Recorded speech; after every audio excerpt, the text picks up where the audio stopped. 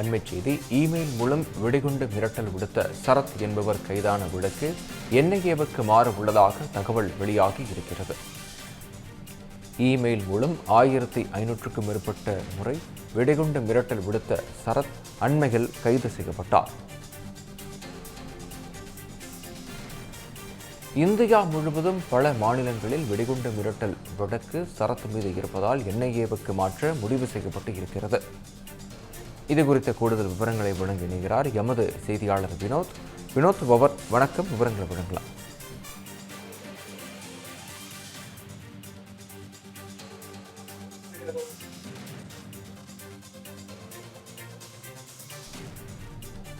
வணக்கம் வினோத், நீங்க இணைப்புல இருக்கீங்க, விவரங்களை வழங்கலாம்.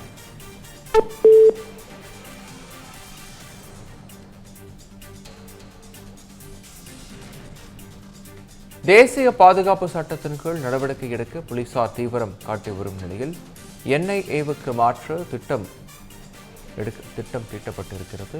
இமெயில் மூலம் வெடிகுண்டு மிரட்டல் விடுத்த சரத் என்பவர் கைதான வழக்கு என்ஐஏவுக்கு மாற உள்ளதாக தகவல் வெளியாகி இருக்கிறது. இதுகுறித்த கூடுதல் விவரங்களை வழங்க மீண்டும் இணைகிறார் எமது செய்தியாளர் வினோத், விவரங்கள். வணக்கம் விக்னேஷ். 1500க்கும் மேற்பட்ட போலி வெடிகுண்டு வழக்கில் சரத் சுப்பிரமணியன் மீது பல மாநிலங்களில் வழக்கு உள்ள நிலையில் வழக்குகளை ஒருங்கிணைத்து விசாரிக்க என்ஐஏவுக்கு மாற்ற திட்டம் என தகவல் என்பது வெளியாகி இருக்கிறது. 2023 முதல் 2025 ஆண்டு வரை நாடு முழுவதும் விமான நிலையங்கள், கல்வி நிறுவனங்கள் உள்ளிட்ட பல்வேறு தரப்பினருக்கு 1500க்கும் மேற்பட்ட போலி வெடிகுண்டு மிரட்டல் மின்னஞ்சல் மூலம் அனுப்பப்பட்டதாக தொடரப்பட்ட வழக்கில் அமெரிக்காவில் பணியாற்றிய திருநெல்வேலியைச் சேர்ந்த மென்பொறியாளர் சரத் சுப்பிரமணியன் என்பவரை தமிழ்நாடு பயங்கரவாத தடுப்பு பிரிவு போலீசார் கடந்த ஜூலை மாதம் 22ஆம் தேதி அன்று சென்னை சர்வதேச விமான நிலையத்தில் கைது செய்திருந்தார்கள். கைது செய்யப்பட்ட சரத் சுப்பிரமணியனை 7 நாட்கள் போலீஸ் கஸ்டடியில் எடுத்து தமிழ்நாடு பயங்கரவாத தடுப்பு பிரிவு போலீசார் விசாரணையும் நடத்த இருக்கிறார்கள். விசாரணையில் விமான நிலையங்கள் மற்றும் விமானங்களுக்கு மட்டும் 109 முறை போலி வெடிகுண்டு மிரட்டல் மின்னஞ்சல் மூலமாக விடுக்கப்பட்டதாகவும், இதன் காரணமாக பல விமானங்களின் நேரமும்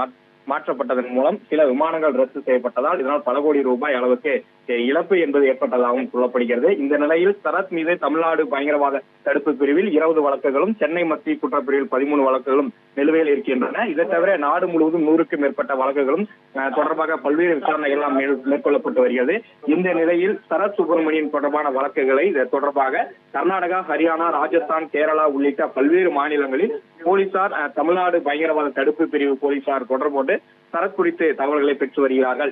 இந்த நிலையில்தான் சரத் சுப்பிரமணியன் மீது தேசிய பாதுகாப்பு சட்டத்தின் கீழ் நடவடிக்கை எடுக்க போலீசார் தீவிரம் காட்டி வரும் நிலையில் நாடு முழுவதும் உள்ள அனைத்து வழக்குகளையும், அதாவது சரத் சுப்பிரமணியன் மீது உள்ள நாடு முழுவதும் உள்ள வழக்குகள் அனைத்தும் ஒருங்கிணைத்து விசாரிக்கும் வகையில் இந்த வழக்கை என்ஐஏவுக்கு மாற்ற இருப்பதாக தற்போது தகவலானது வெளியாகி இருக்கிறது. விக்னேஷ்,